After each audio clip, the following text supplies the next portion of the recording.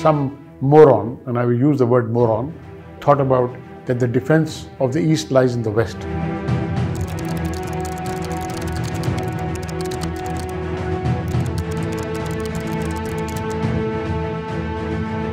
95% of the army was, and the Air Force and the Navy was in West Pakistan, and only 5% was in East Pakistan. And they felt that East Pakistan was indefensible. Now, if you consider part of your country, which by population is the larger part of your population, that they are indefensible and you can only protect them by protecting the western side, I think that was a moronic concept.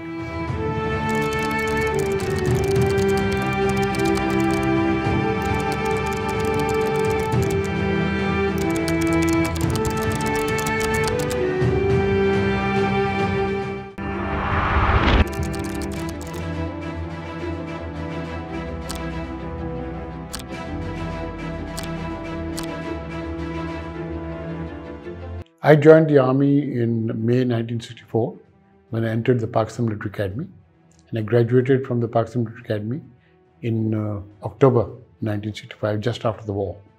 Well, actually I reached East Pakistan first on temporary posting when I was basically an infantry officer, but I was on deputation with the Army Aviation, and in fact I was flying fixed-wing aircraft and helicopters, and I was deputed to Log Flight Eastern Command, which had two LO-3 helicopters, smaller ones, and two Mi-8, and I was attached with the Commander Eastern Command, which at that time was Lieutenant General Sabda Yaqub. Now, I actually went there when the cyclone took place on Friday, 13th November, and soon after that, we were sent to East Pakistan to help with cyclone relief. And when I reached East Pakistan at that time, of course, there was a big human tragedy for the cyclone. About many millions of people perished in that cyclone, and we were actually a contingent of aircraft which is flying relief to the cyclone hit areas.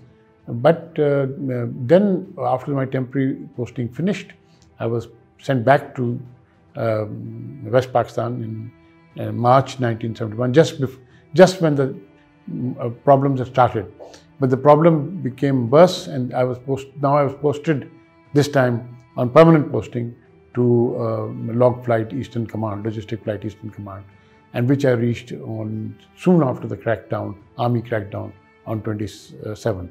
In the period that I was there between 1st and 12th March 1971, the situation was getting from bad to worse. The army was confined only to the cantonments, and there were complete civil disobedience. There were none of this, the civil affairs administration was working, right? Even the police was not listening to any thing from the central government. So the only authority of the central government was existing in the cantonments at that time.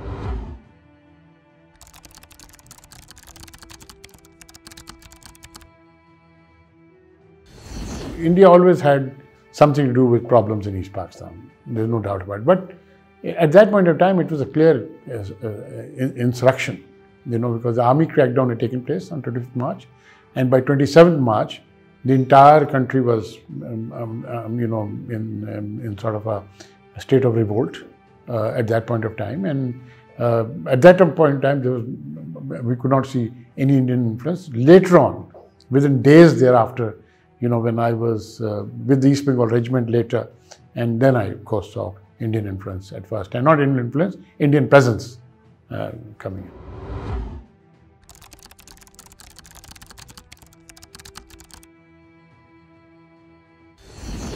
I think the first reason was political, and it started with the fact that, it started with the language movement. When Urdu was declared as a state language, even though the Bangladeshis, now Bengalis at that time, were in a majority, and obviously they did not accept it. And they, in fact, Sheikh Mujibur Rahman and all who led that movement, they were actually Muslim League.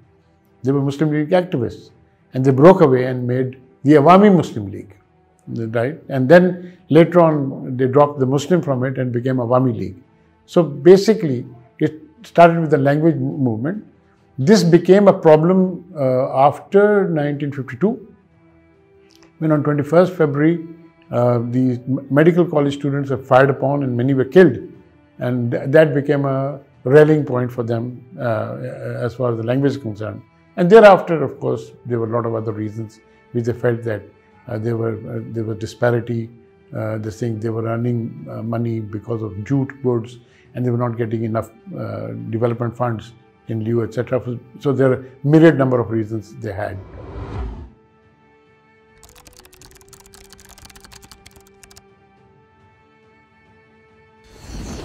Not at all. I think this was a split that happened, but there were many reasons for it. Number one was the fact that, just consider the disparity, that it was considered some moron, and I will use the word moron, thought about that the defense of the East lies in the West. And 95% of the army and the Air Force and the Navy was in West Pakistan, and only 5% was in East Pakistan. And they felt that East Pakistan was indefensible. Now, if you consider a part of your country which by population is the larger part of your population, that they are indefensible and you can only protect them by protecting the western side, I think that was a moronic concept. And I think that was the start of everything bad. And thereafter, of course, there was disparity. There was disparity in everything, whether this thing is, and I don't think anybody contests that there was disparity. The fact of the matter remains, there was a lot of love and affection between East and West Pakistan. And frankly speaking, the way it deteriorated in 1970, end of 1917, actually in 1971, was even beyond my, let us say, imagination even. The sharp decline of that relationship.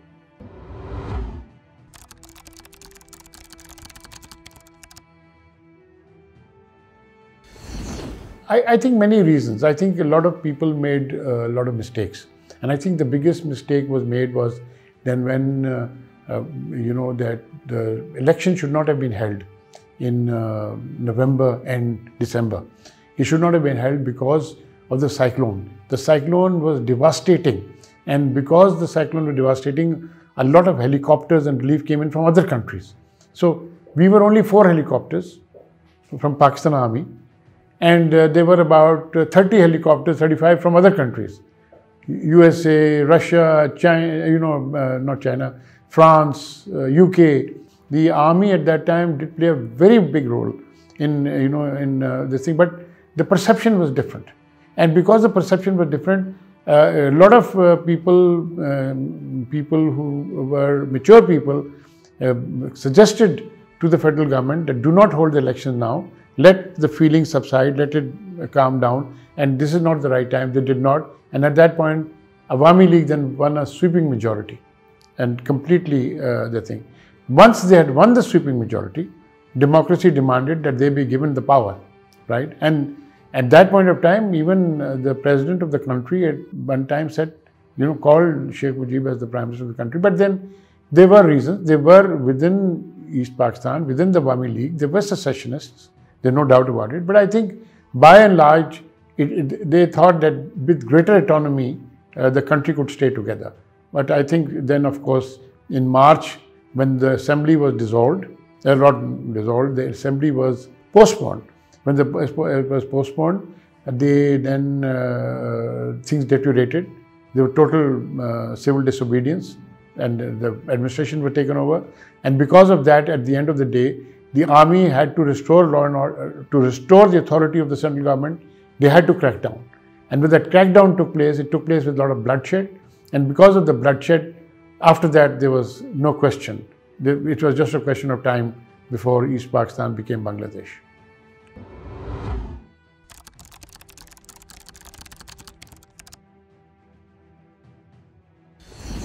Soon after the crackdown took place, they collected all the foreign correspondents and sent them out of Pakistan, right? Sent them to Karachi and all.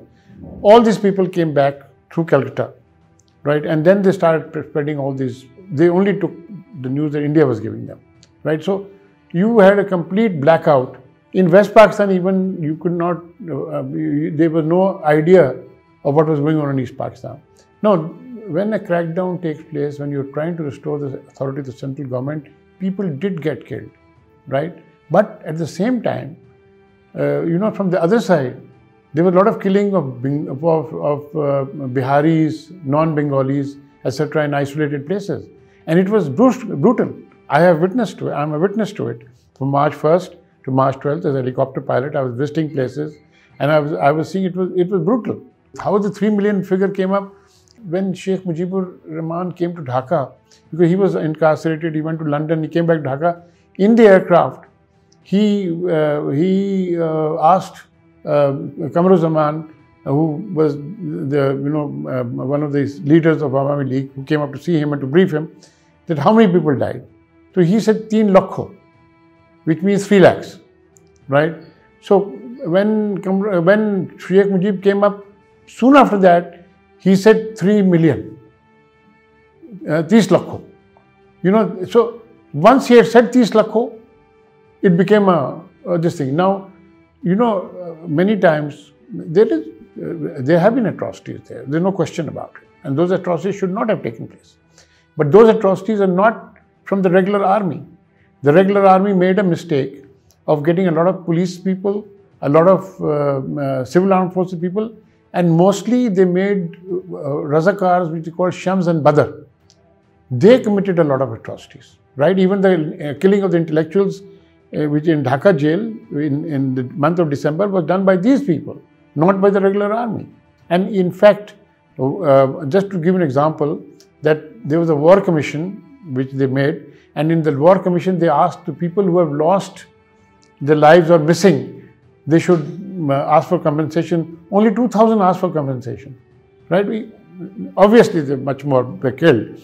I estimate that almost maybe between 100 to 150,000 Bangladeshis were killed, and maybe about 75 to 100,000 non-Bengalis, including Biharis, Punjabis, Pathans, and isolated places they were killed.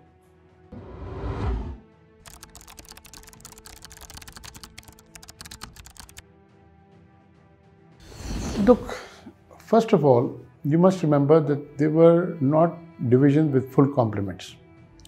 There were 3.5 divisions, lightly armed troops. They did not have their full complement. Every division has an armor regiment. Every division has an artillery regiment. Every division has an engineer regiment. Now, all these divisions went from here, they were lightly equipped. They could not carry there was only one, let us say one division there pre-March. That is 14 Division, and 14 Division had 4 brigades, right? And in those 4 brigades, there were 5 Bengali battalions which were not used, Bengal Regiment battalions. So if you take 4 brigades, and every brigade has got 3 battalions, so that is, say 12 battalions, and you take 5 battalions out of that, that means only 7 battalions, right? Now when the units which went from here, which was 16 Div and 9 Div, they were not fully with their full complement.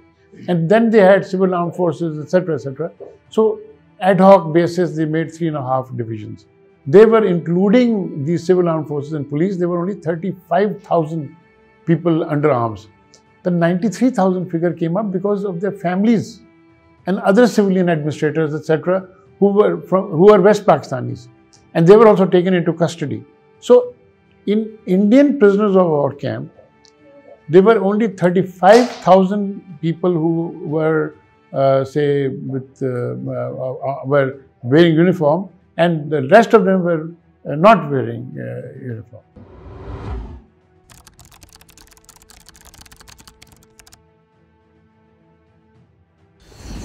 Look, I was among the first prisoner of war in India, and that was during a time that India did not declare their prisoner of war. We were the East Bengal Regiment, we were taken prisoners wherever we were. Some of the officers were killed.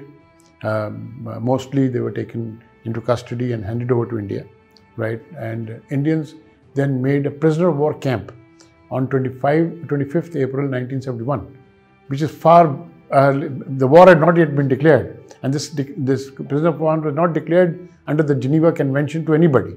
The people that we were held there, ultimately 32 officers and 1,000 other ranks, it was not declared. It was a place called Panagarh.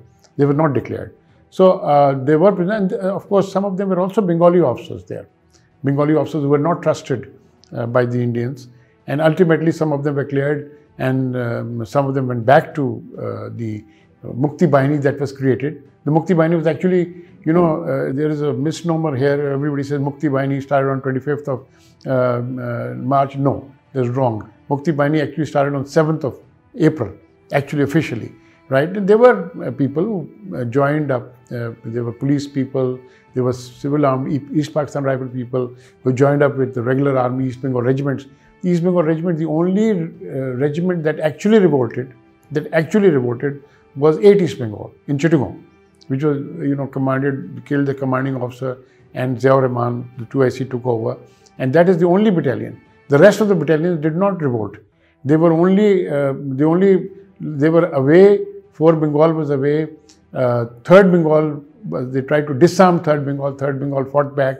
1st Bengal fought back on 29th of March, right? So it's a long story. And let us just say that we all planned to escape, but circumstances made it so that I was the only one who escaped, right? And of course, we had made plans out. One of the officers who was there, who was a SSG officer, Major Sadiq Nawaz, he made the plans out. He briefed us thoroughly, etc. In the end, I was in solitary confinement, and I decided that I could not hang on anymore. So after 9 days of custody, I escaped on the 100th day. I was the first prisoner of war in history to escape from India in either war, 65 or 71. So I was the first one. But the fact of the matter remains that it's a long story. None of my plans worked, right? All the plans that I made were, I had to keep on changing the plans, and I can only thank God that I managed to come out of India alive, and and I'm sitting in front of you 50 years later, almost to the day, right? But one can say now I was very brave and very crazy. No, it's not that. Courage is nothing else but the control of fear, right? And I did not think it right to be sitting in a prisoner of war camp, etc. So I did escape, right? And of course, the fact of the matter is that my mother was Bengali, and I have feelings, the same feelings that I have in 1971, that the crackdown, the way it was done, should not have taken place, right? Because people were killed, unarmed people were killed, which was not correct. But then unarmed people were killed from this side also. So I think that was a part of it.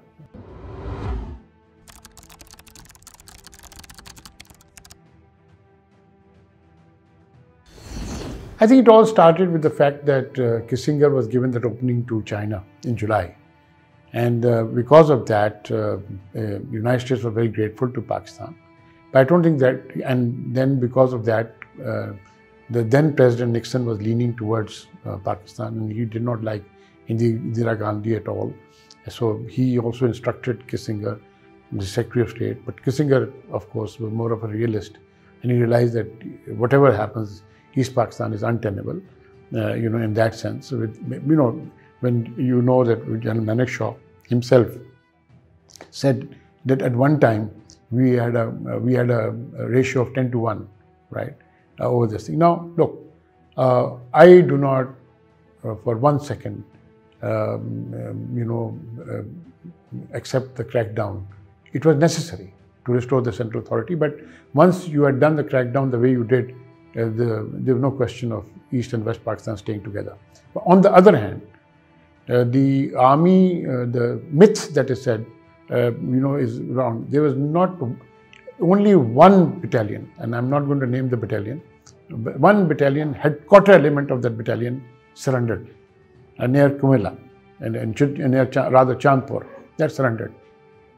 Out of all the other battalions of the Pakistan Army that was fighting, the units of the Pakistan Army, the Air Force, and they were fighting, nobody surrendered till 16 December came along. And even after 16 December, they had a lot of difficulty in convincing people to lay down their arms.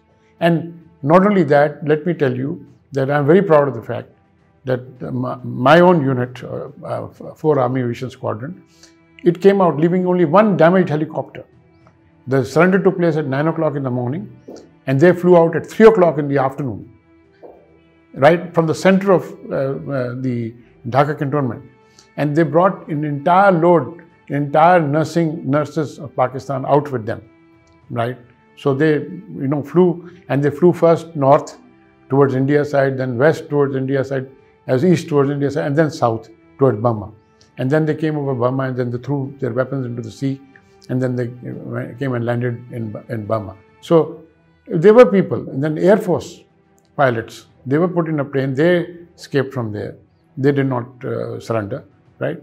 And I think, in the sense that none of the units had surrendered. I think if you look at it, and I don't want to go into the military planning, the army as it is fought very well. And that is something that has been acknowledged. It is just that the higher command, they had not catered for the thing. There was certainly superior generalship from the other side. And why not? If you have a 10-to-1 ratio, then you have a superior generalship.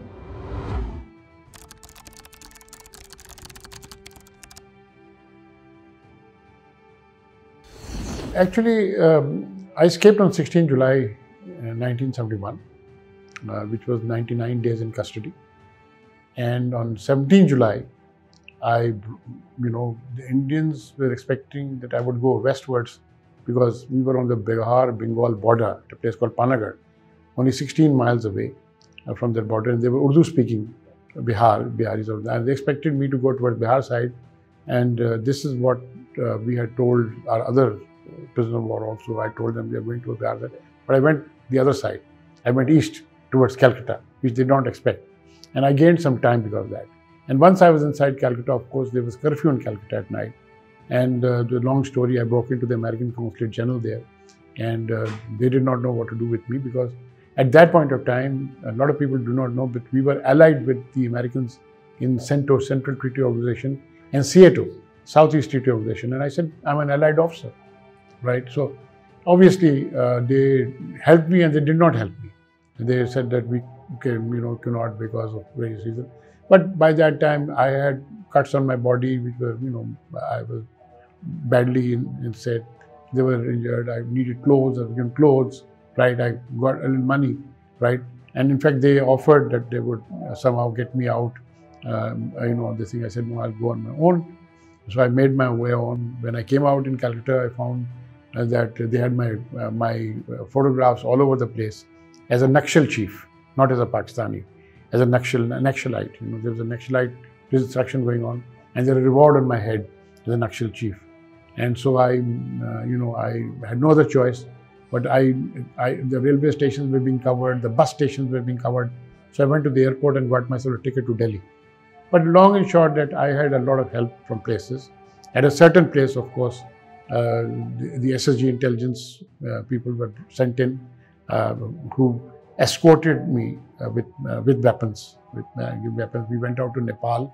From Nepal, we went to Burma and under different passports. And then from Burma to Thailand. And then back then to East Pakistan, because by 17th August, I was back in East Pakistan. And then, of course, I went through the normal interrogation period.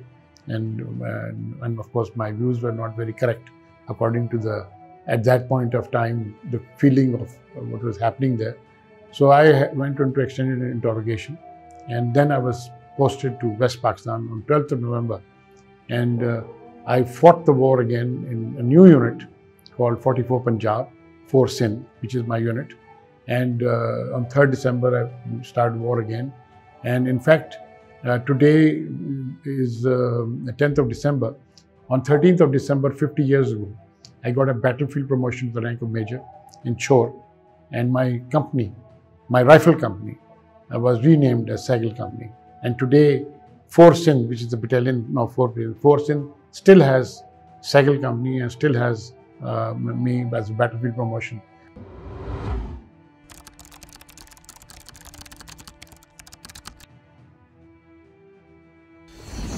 I think the first thing to understand is that the people love each other. It's only academics and all, and propaganda that has been fed.